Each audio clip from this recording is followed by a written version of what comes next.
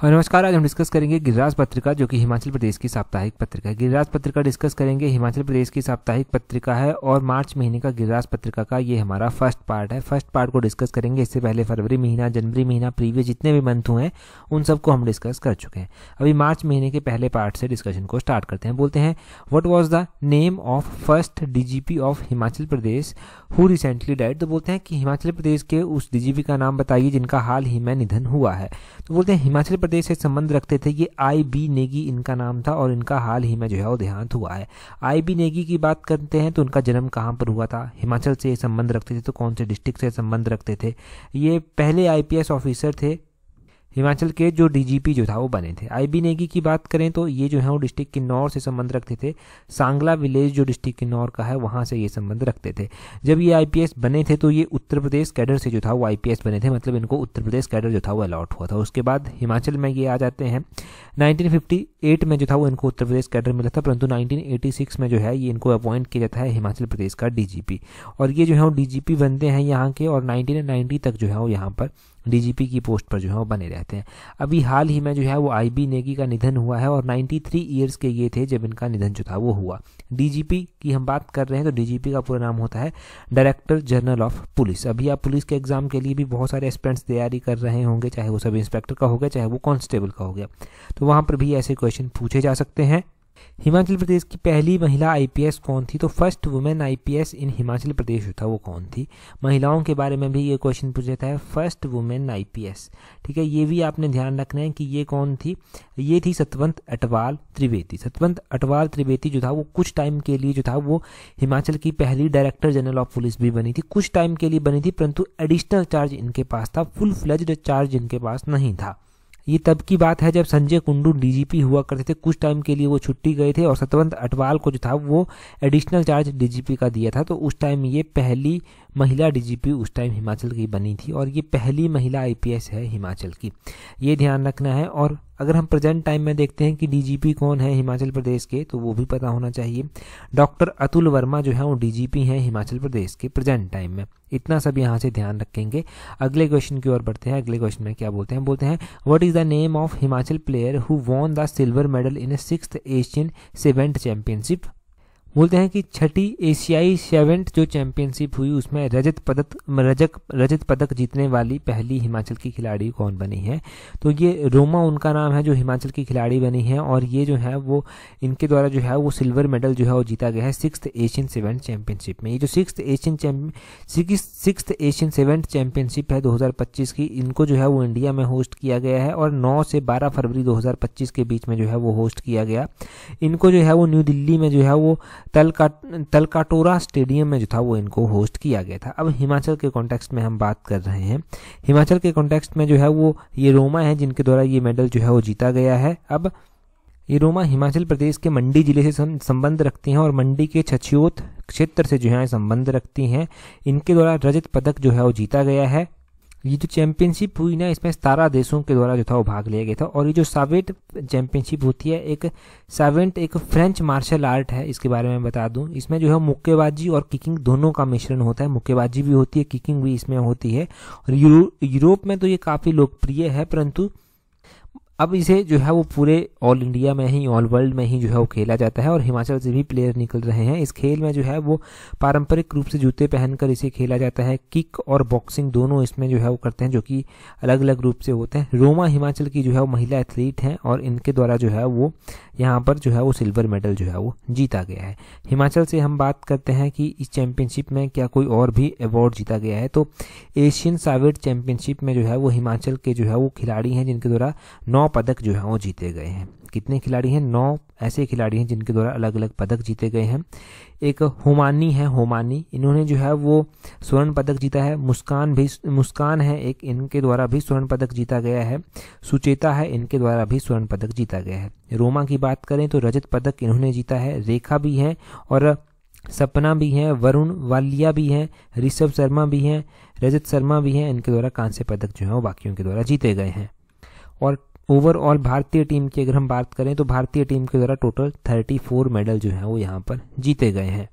तो ये आप समझ गए होंगे कि ये सावेट चैंपियनशिप होती क्या है और किस किस तरह से हिमाचल के खिलाड़ियों ने यहाँ पर जो है वो अवार्ड जीते।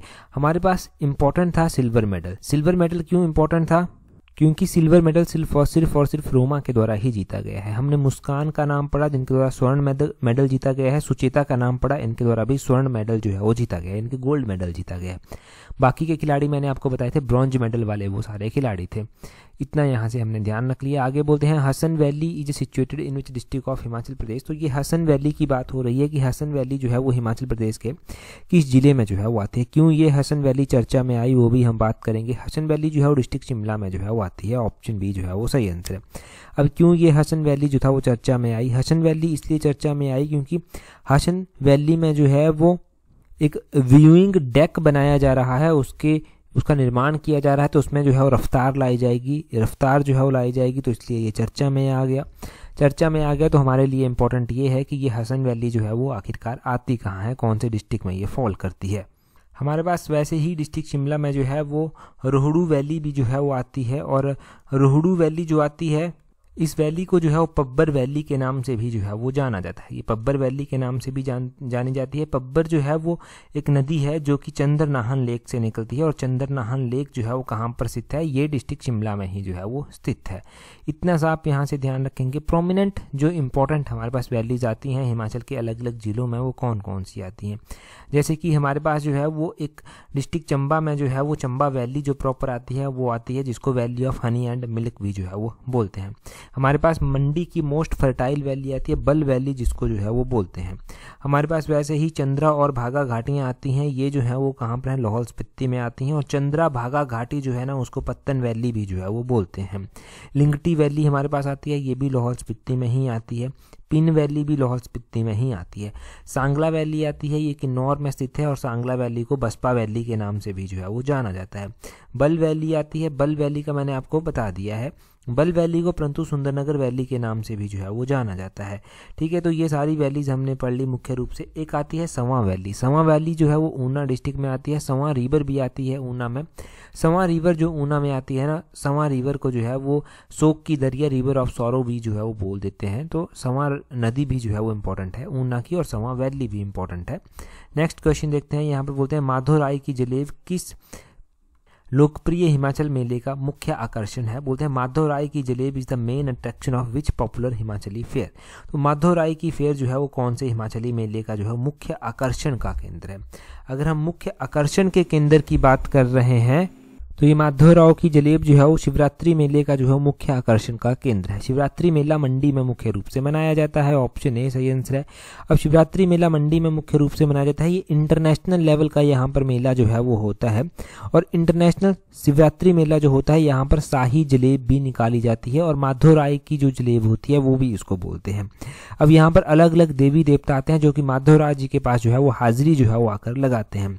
शिवरात्रि मेला मंडी में होता है। पिछली बार भी हमने गिरिराज पत्रिका में इसका क्वेश्चन पढ़ा था, परंतु अभी चला था शिवरात्रि मेला, तब ये चर्चा में था।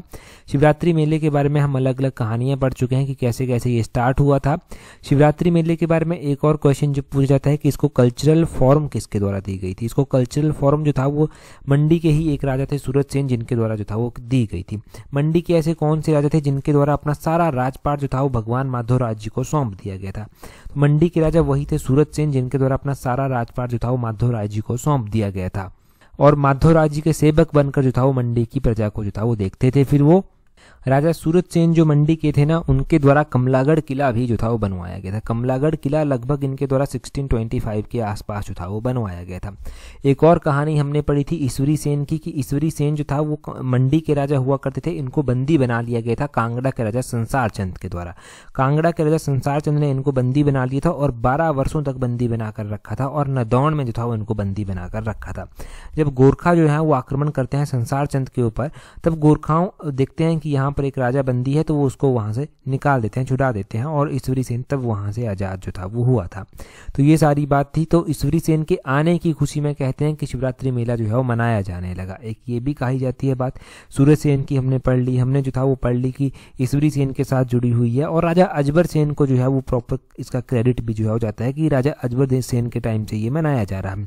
राजा अजबर सेन कौन थे? राजा अजबर सेन वही थे जिनके द्वारा मंडी शहर की स्थापना जो था वो की गई थी इनके द्वारा मंडी शहर को जो था वो बसाया गया था। तो ये सब यहाँ से जो है वो आपने एग्जैक्टली ध्यान रखना है।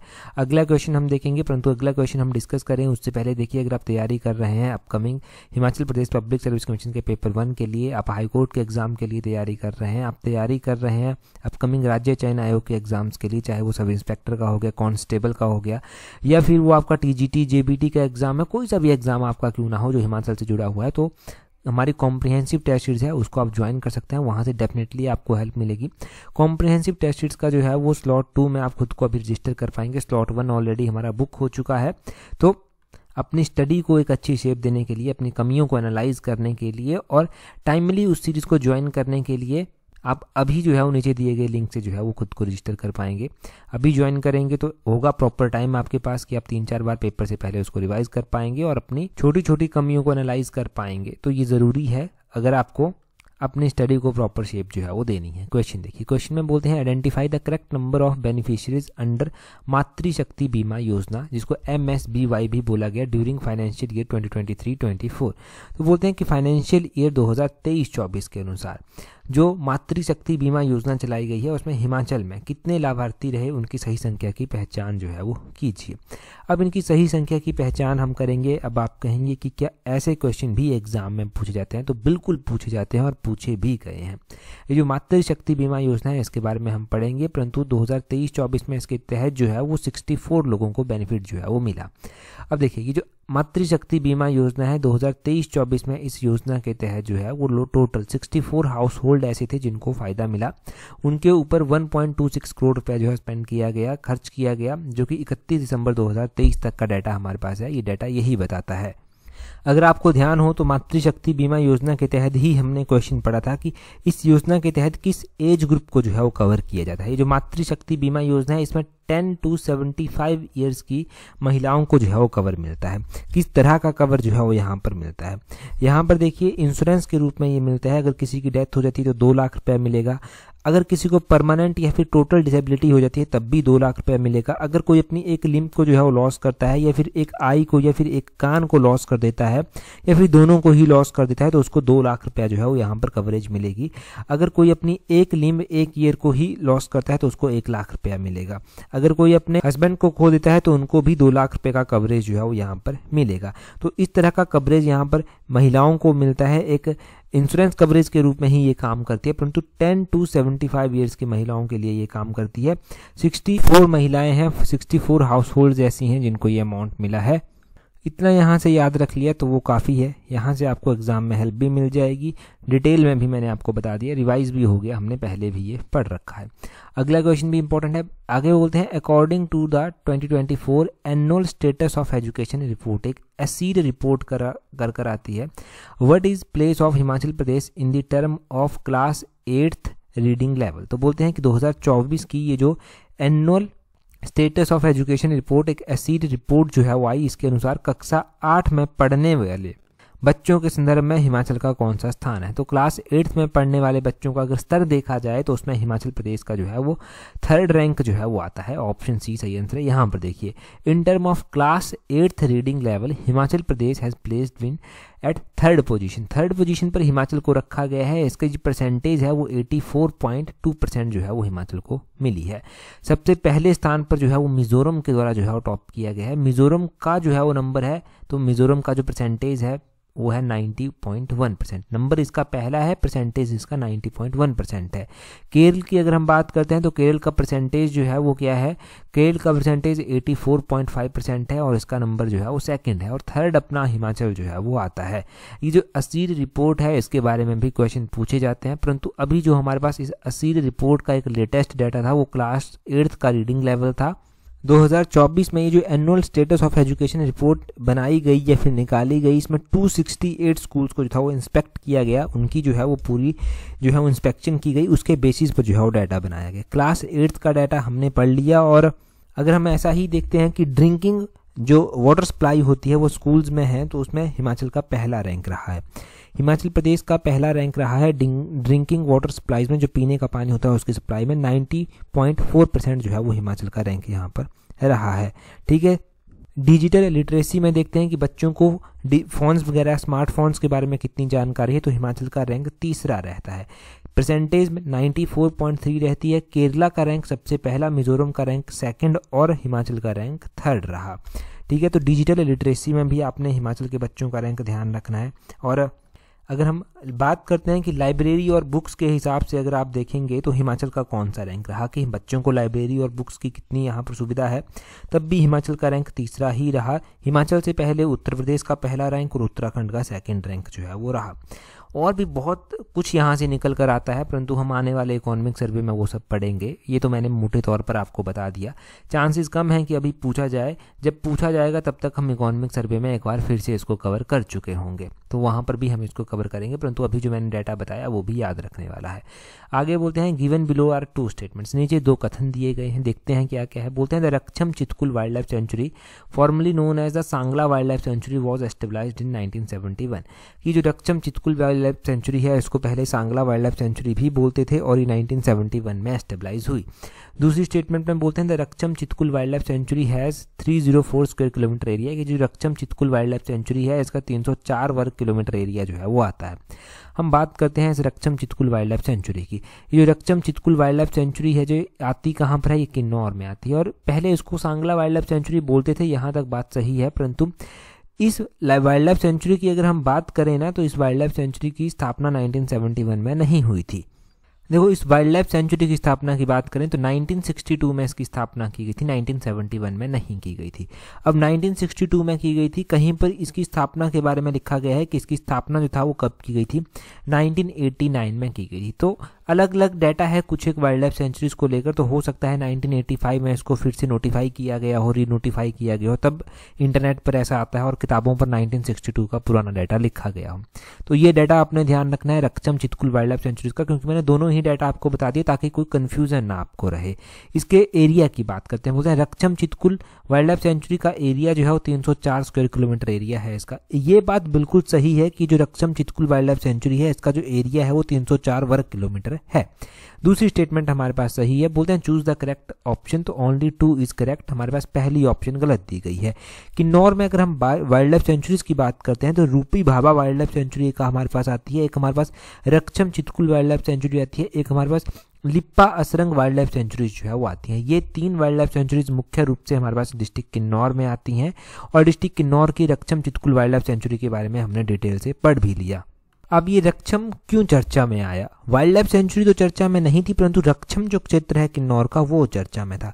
उसका सौंदर्यीकरण किया जाएगा और उसके ऊपर 5 करोड़ रुपया जो है वो खर्च किया जाएगा। किन्नौर की सांगला घाटी की बात हुई थी कि वहाँ पर इसको जो है डेवलप किया जाएगा, पर्यटन को बढ़ावा देने के लिए अच्छी सुविधाएं लोगों को दी जाएंगी, वो सारी बातें वहाँ पर की गई थी। परंतु हमने तो एग्जाम पॉइंट ऑफ व्यू से इंपॉर्टेंट चीज़ें पढ़नी है, तो ये हमने Raksham Chitkul wildlife century का क्वेश्चन जो है वो डिटेल से पढ़ लिया। ठीक है, अगला क्वेश्चन हम देखेंगे। हाँ, अगर आपने टेस्ट सीरीज को ज्वाइन किया हुआ है ना, तो टेस्ट सीरीज में भी इस क्वेश्चन को ऐड कर लेना। ये वाला क्वेश्चन एग्जैक्टली आपने, टॉपिक तो कवर हुआ ही हुआ है, अलग अलग वाइल्ड लाइफ सेंचुरीज हमने पढ़ी हैं वहाँ पर, परंतु ये वाली आपने इस तरह से इस क्वेश्चन के फॉर्मेट में आपने ध्यान रखनी। आगे बोलते हैं भगात हो गया, रासलीला हो गया, are famous folk songs of which of the following district. अब यहाँ पर पूछा गया है Bhagat Raslila are famous folk songs of which of the following district. तो बोलते हैं भगत और रासलीला ये निम्नलिखित में से किस जिले के प्रसिद्ध लोकगीत हैं।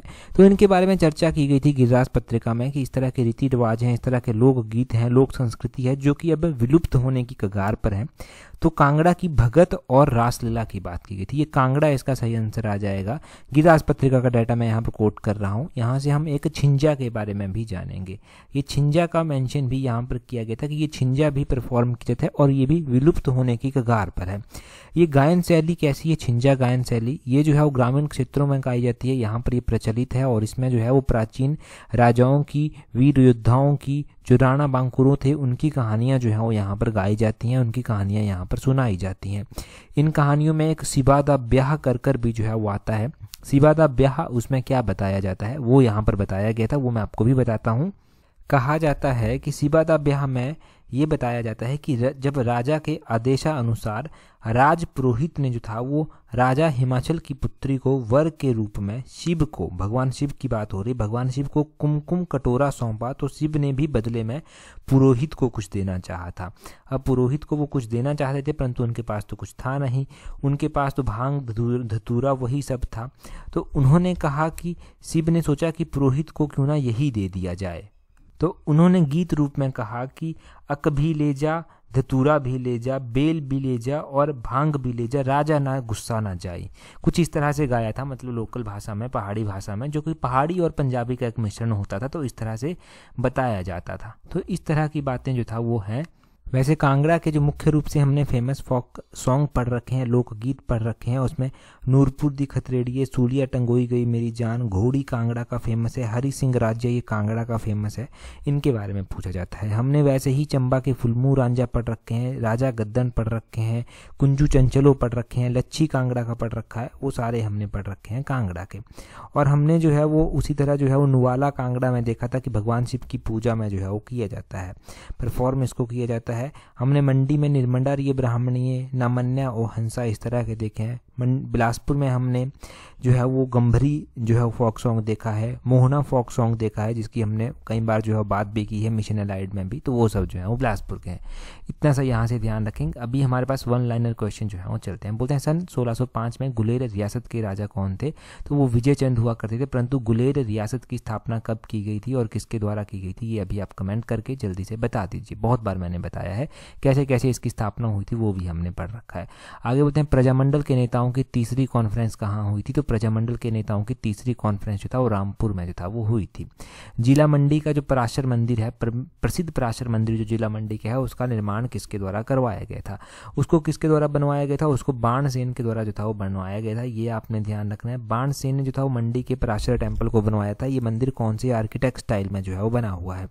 ये मंदिर जो है वो पैगोडा आर्किटेक्ट स्टाइल में जो है वो बना हुआ है और मंडी का जो है वो फेमस टेम्पल ये है।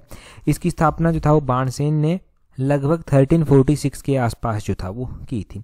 दुनिया का सबसे बड़ा नदी द्वीप माजुली किस राज्य में स्थित है? तो माजुली जो है वो कहाँ पर स्थित है? माजुली असम में स्थित है। यहाँ पर आंसर आगे पीछे हो गए हैं, परंतु ये आपने असम ध्यान रखना है कि ये माजुली द्वीप जो है वो असम में स्थित है। आगे बोलते हैं यहाँ पर कि भारत ने जो है वो किस वर्ष तक ऊर्जा स्वतंत्रता प्राप्त करने का लक्ष्य निर्धारित किया है? तो भारत ने जो है वो किस वर्ष तक जो है वो ऊर्जा स्वतंत्रता हासिल करने का लक्ष्य किया है? 2047 तक जो है ये टारगेट भारत ने रखा है। सर्वाधिक बार जो है वो केंद्रीय बजट प्रस्तुत करने का रिकॉर्ड किसके पास है? तो वो मोरारजी देसाई के पास जो है, ये फाइनेंस मिनिस्टर हुआ करते थे। टाइम पत्रिका के आकलन 2025 के अनुसार विश्व में रहने के लिए सर्वश्रेष्ठ शहर कौन सा है? तो टाइम पत्रिका के अनुसार 2025 में जो वर्ल्ड का मोस्ट लाइवेबल सिटी है वो जो है वो है केप टाउन। ये दक्षिण अफ्रीका में पड़ती है, साउथ अफ्रीका में जो है वो सिटी पड़ती है। आगे बोलते हैं हेनले पासपोर्ट इंडेक्स 2025 में सबसे शक्तिशाली पासपोर्ट किस देश का है? तो हेनले पासपोर्ट इंडेक्स की बात हम उत्तीर्ण सीरीज में भी करेंगे। इसमें जो है सबसे जो मजबूत किसी कंट्री का पासपोर्ट है वो सिंगापुर कंट्री का जो है पासपोर्ट है। आगे बोलते हैं भारत के 76 गणतंत्र दिवस समारोह में मुख्य अतिथि के रूप में कौन आया था? 76 हमारा रिपब्लिक डे जो था उसमें जो है वो इंडोनेशिया के राष्ट्रपति आए थे जिनका नाम प्रोबोवो सुबियांतो था। प्रोबोवो सुबियांतो का नाम हमने पढ़ रखा है। केंद्रीय रिजर्व पुलिस बल यानी कि CRPF यानी कि सेंट्रल रिजर्व्ड पुलिस फोर्स की यहाँ पर बात हो रही है। इसके जो नए महानिदेशक जो हैं वो बने हैं, नए जो डायरेक्टर जनरल बने हैं वो कौन बने हैं? वो ज्ञानेंद्र प्रताप सिंह जो है वो बने हैं। ज्ञानेंद्र प्रताप सिंह का नाम आपने ध्यान रखना है। आगे बोलते हैं हॉकी में उत्कृष्ट प्रदर्शन के लिए मेजर ध्यानचंद खेल रत्न पुरस्कार 2024 किसे प्रदान किया गया था? तो ये बात की गई है कि हॉकी में जो उत्कृष्ट है, हॉकी की स्पेसिफिक रूप से बात की गई है, तो वो हरमनप्रीत सिंह को किया गया था। वैसे हमने मेजर ध्यानचंद खेल रत्न अवार्ड किसको दिया गया है वो पूरा पढ़ा था अभी 2024 का। 2024 में ये जो था वो गुकेश डी हैं चेस के प्लेयर, उनको दिया गया था। प्रवीण कुमार पैरा एथलेटिक्स से संबंधित है, उनको दिया गया था। मनु भाकर को दिया गया था, शूटिंग से संबंधित हैं। और हरमनप्रीत हैं हॉकी से, उनको दिया गया था। तो ये हम ऑलरेडी 2-3 बार रिवाइज भी कर चुके हैं। बोलते हैं गोल्डन ग्लोब अवार्ड 2025 में सर्वश्रेष्ठ पटकथा के लिए किसे सम्मानित किया गया? तो वो जो है वो पीटर स्ट्राधन को जो था वो किया गया था।